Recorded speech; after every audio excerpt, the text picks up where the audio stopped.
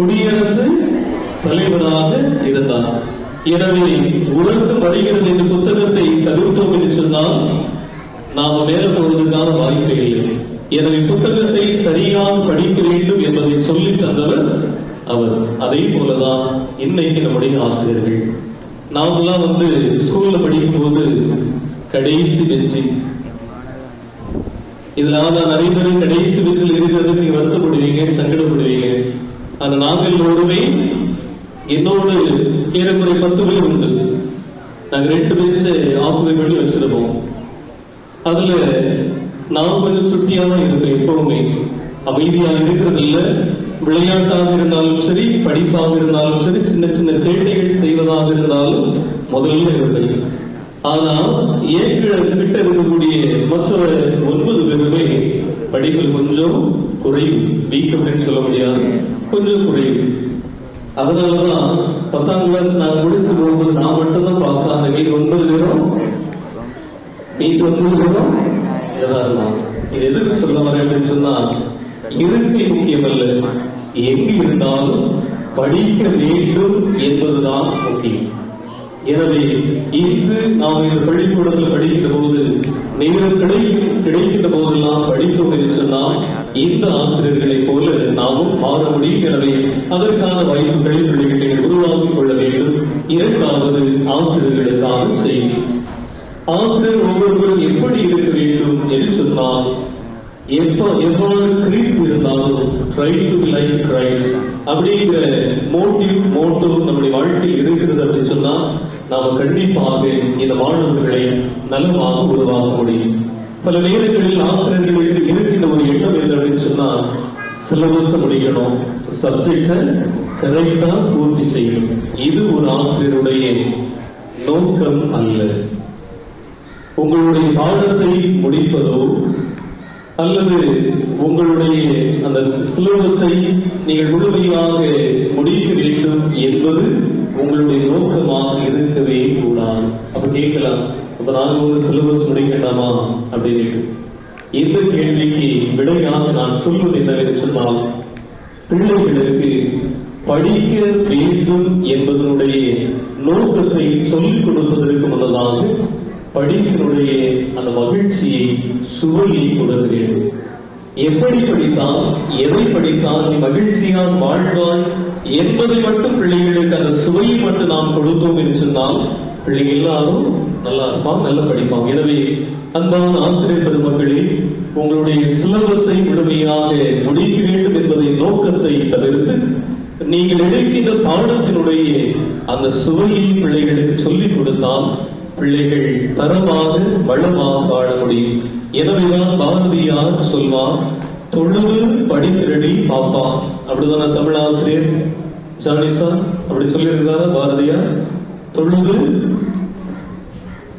ஆமா, நாம் எல்லோருமே படிப்பதற்கு முன்னால் தொழ வேண்டும். அந்த தொழுகை மகிழ்ச்சியை கொடுக்கக்கூடியதாக இருக்க வேண்டும். எனவே சிறப்பான தரமான கல்வி கொடுக்க ஆசிரியர் பெருமக்கள் அனைவரையும் அன்போடு வாழ்த்துகின்றேன். அதோடு பிள்ளைகளாக நீங்கள் ஒவ்வொருவரும் அந்த சுவையை சுவைத்து இன்புற தொடர்ந்து நீங்கள் யாவரும் வல்லமையோடு வாழ வேண்டும் என்று ஆசி கூறி நிறைவு செய்கிறேன். நன்றி, வணக்கம்.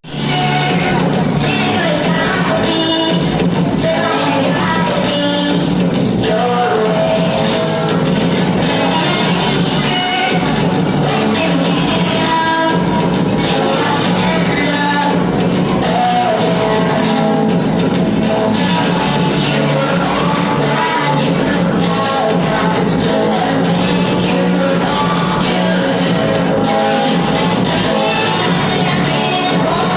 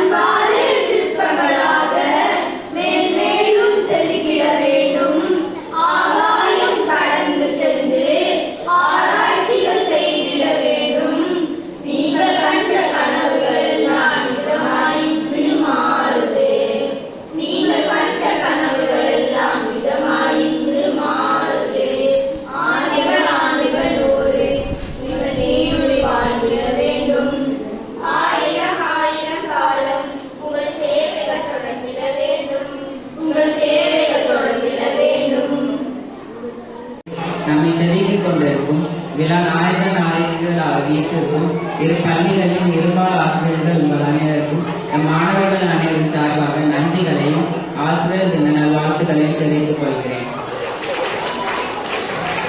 மேலும் நம் பள்ளியில் கடிகார மக்களாய் எந்நேரமும் ஓய்வின்றி ஓடி ஓடி நம் மாணவர்களின் வளர்ச்சிக்கு துணை புரியும் அலுவலக பணியாளர்கள் உங்கள் அனைவருக்கும் நம் மாணவர்கள் அனைவரும் சார்பாக நன்றிகளையும் ஆசிரியர் தின நல்வாழ்த்துக்களையும் தெரிவித்துக் கொள்கிறேன்.